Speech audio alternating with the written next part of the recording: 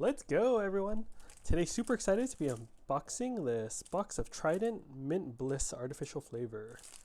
So this is a 12 pack, 14 sticks per pack. Got this from Amazon. I'll drop a link in the video description from where you can order this from. Wow. Very nice. Yep. 4 each column, 3 columns, and very nice. Individually wrapped.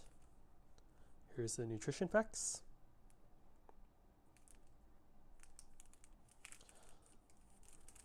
Let's open one up for you. Show you what it looks like inside. Never tried this flavor before, I don't think, so let me know what you think of this flavor in the comment section below. 7 each row. Yeah, it's really nice packaging.